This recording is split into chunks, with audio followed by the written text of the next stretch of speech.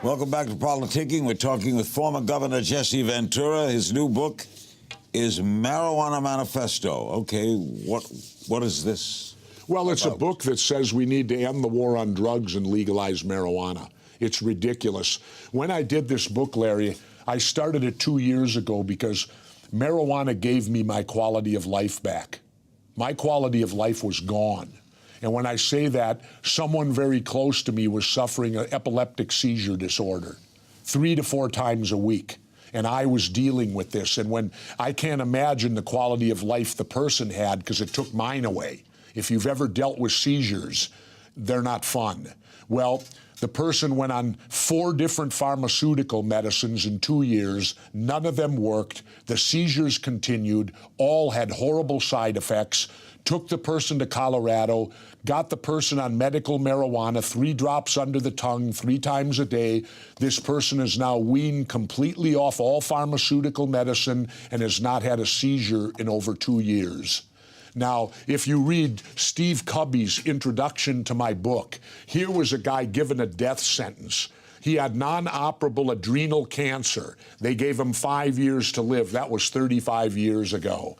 Because marijuana and cannabis has kept him alive. The point being is, we need to understand history where we've been lied to again. We're talking about our government lying. Well, marijuana was legal. Yes, it was more than that. It was the economic backbone of this country for the first 160 years. The only reason it was dethroned was when Whitney invented the cotton gin. And today, Larry, George Washington and Thomas Jefferson, our first and third presidents, would be raided by the DEA today. They would be doing 10 to 12 in a federal penitentiary for being major drug dealers because both of them's major crop was marijuana, which you could then use in lieu of money with Britain. In exchange, it was the backbone of our economy for 150 years. You want it all legal, or you just refer to medical marijuana? No, I want it all legal. Treat it the same way we treat alcohol, treat it the same way we treat tobacco. I get people come up to me and they say, Governor, if you legalize marijuana, what do I do if I catch my 13-year-old with it? And I look at them and I go, here's what you do. You parent. It's called parenting. You treat that 13-year-old the same if you catch him with marijuana as you would if you caught him with tobacco or if you caught him with alcohol. Treat it the same. But for adults over 18 in the United States, the same as cigarettes and tobacco, marijuana across the board should be legalized. It's an economy waiting to happen. All the naysayers have been wrong. Look what's happened in every state that's legalized, all positive. They've actually seen heroin addiction has dropped in every state where it's been legalized. Do you think we will, in your lifetime, will it be legal in America? Hopefully. That's one of my goals, Larry.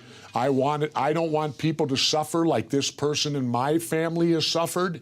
There's people that need help. And for those religious people out there, okay, God made marijuana then. What right do we have to destroy what God made? The federal government still lists it as a Schedule I controlled substance. That's the same as heroin, LSD, and ecstasy. Yep. That's nuts. That's nuts. And here's the point, Larry.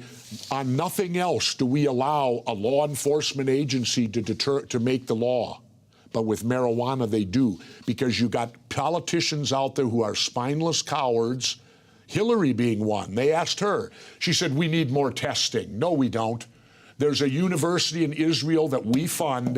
The doctor there has already said it will help post-traumatic stress from soldiers coming home. It will help the contact head issues in the National Football League. It cures some forms of cancer. It's great for chemotherapy. Need I say more? And those that smoke it for the euphoric feeling, I'd rather have them smoke pot than be on Prozac. I asked 4 police chiefs if neither were legal, alcohol or marijuana, what would they legalize? They all said marijuana. Exactly. They never seen murder committed with it? Hey, here's a good way. If I were offered to go to a pot party or a drinking party, I would choose the pot party. Number one, the chances of violence would be slim to none. Drinking would be 50-50. No one would throw up at me at a pot party. And number two, you could smoke pot till 3 in the morning, get up at 7 and have a good day at work. Drink till 3, get up at 7 and see if you can work. Who's against it? Is it tobacco? The federal government, because they make money off it. And how do they then face How do the they fact... make money off it if it's illegal? Because of the drug raids, the DEA, the seizure laws that violate our Constitution. Larry, the war on drugs.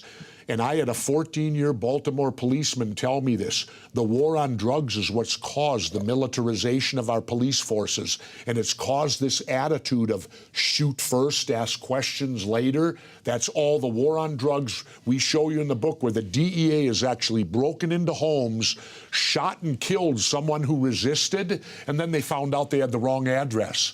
No one's brought up on trial. Nobody faces any discipline. I guess it's the casualties of war. We have some social media. The book is Jesse Ventura's Marijuana Manifesto. He lays it on the line. Back to marijuana. Why do you think the benefits aren't better known to people? Because... I mean, there are obvious benefits. We're lied in our history books. They don't even tell us that our first and third presidents grew this for a living. They don't tell us it was the backbone of our economy till they invented the cotton gin. That's kept and withheld from us. You know, we need honest history. And marijuana's history is, this is a magnificent plant that does extraordinary things that we need to exploit, not eradicate. And you know what the real kicker is, Larry? You could grow it in your backyard. That's why they don't want to do it. The government would tax you for the air you breathe if they could. And they don't want you to be able to get anything that they don't get a cut of, money-wise. The tobacco industry is very opposed to legalizing, of course, right? Yet they hold all the patents on it if it becomes legal. Isn't that interesting? Isn't that interesting? See, our government will legalize it if it's corporate run. If the corporations control it and make the money off it, oh, you'll see no problem. But the problem with marijuana, like a tomato patch, poor people could grow it in their backyard and they wouldn't be required. Well, look at the pharma industry with these shots for bee stings. They were $20 a shot, now they're $400. They're tampering with people's very lives for profit. Healthcare should not be a for-profit business. You don't trust anyone, do you? Yeah, I do. But you have to earn your trust with me. So you're conspiracy-minded, aren't you? I mean, you don't buy when you hear it. Because I've been lied to so much in my life. I'm a Vietnam veteran. I was lied to about that war. I've been lied to by my government constantly over everything. They have no credibility with me. And it's interesting because we're labeled conspiracy theorists, and yet over in England they did a study and they found out conspiracy theorists are generally more intelligent. Because why? They don't take things at face value. They will investigate. They will learn. They will read. They will do things that lemmings don't do. Great seeing you. Thank you, Larry. Always a pleasure. You're the best. Jesse, You're the best. The best. Jesse Ventura. His newest book is Jesse Ventura's Marijuana Manifesto. It's out now and available everywhere, including downloads. You can get this book easily.